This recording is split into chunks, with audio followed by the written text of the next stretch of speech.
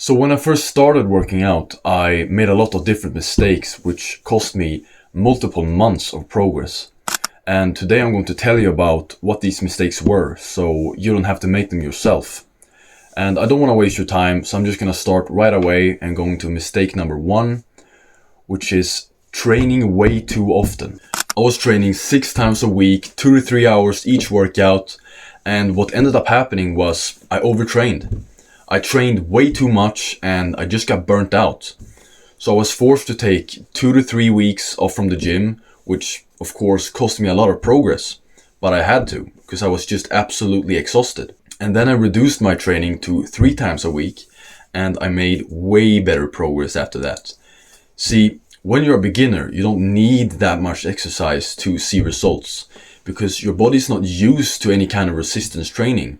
So it doesn't really matter how hard or how much you train when you're a beginner, because your body will respond to pretty much anything. And inversely to what most people believe, as you get more advanced and stronger and you lift progressively heavier weights, the stresses on the body grow progressively greater, which means that each workout produces a larger inroad into your recovery ability. Which means as you get more advanced, you actually have to work out less frequently and with less volume to avoid overtraining. The second mistake I made, which cost me probably a couple of months of progress, was trying to find the perfect workout routine before even starting to work out.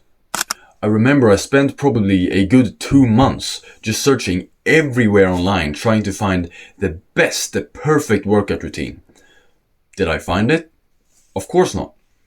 The perfect workout routine does not exist on the internet. It exists in you going to the gym, trying out a bunch of different exercises to see which ones fit your body, trying out a bunch of different training frequencies to see what you can recover from, and trying out a bunch of different training splits to see which ones you think are fun and to find one that you can make progress on. And that takes time. I remember it took me probably a good 4 months of serious training and trying out all these different things that I mentioned to finally put together a workout routine that I felt fit me well. And I'm still experimenting with a bunch of different training methods and making small tweaks and changes here and there. And there isn't just one perfect workout routine, because a lot of different stuff works. So don't make the mistake I made, and go check out my last video, which I made about how many exercises I think you should do per body part. And you can use that video to create a routine for yourself. I'll put the link in the description.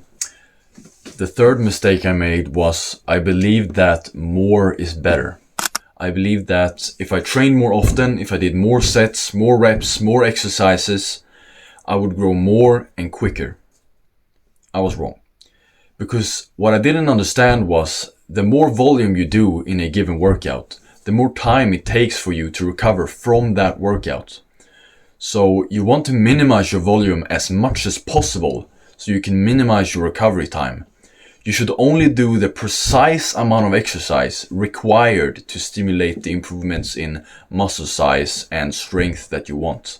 And that amount of exercise is going to be different for everybody, because we all recover from exercise at different rates. And I'm not talking about resting different body parts. You can't rest one body part and train another one while one is resting. Because what most people don't understand is exercise isn't simply local to the muscle which you're training. It is systemic. When you train your biceps, you're not only fatiguing your bicep. You are fatiguing your entire system, your central nervous system, your CNS. And if you think that what I am saying is bullshit, try doing a heavy set of squats before attempting your max bench press. Now, squats don't use your chest, right? But still, you will notice that you will be weaker on that bench press because, as I said, exercise is systemic. The fourth mistake that I made was not training intensely enough. I used to just go in the gym and do countless sets and exercises, and on each set I would quit as soon as it started getting a bit uncomfortable. And I did not make any good progress training that way. And doing all those sets and all those exercises just made me feel fatigued and sore all the time. It was only when I reduced my volume dramatically and started training with a high intensity of effort that I started making really good progress. Mistake number 5. Not tracking my lifts and applying progressive overload. A lot of beginners don't track their lifts. And I get it. It's fun to just go in the gym and try to move as much weight as humanly possible. But the problem with not tracking is you don't have any reliable way to know if you're getting stronger. And if you're not getting stronger, meaning that you're going up in either reps, weight, or both on any given exercise over the course of multiple workouts, you are certainly not getting any bigger. Because you have to get stronger to get bigger. A bigger muscle is a stronger muscle. Mistake number 6 was using bad form. When I started going to the gym, I used to basically just throw around the weight. I would yank it up with a bunch of momentum and then just drop it without controlling the eccentric.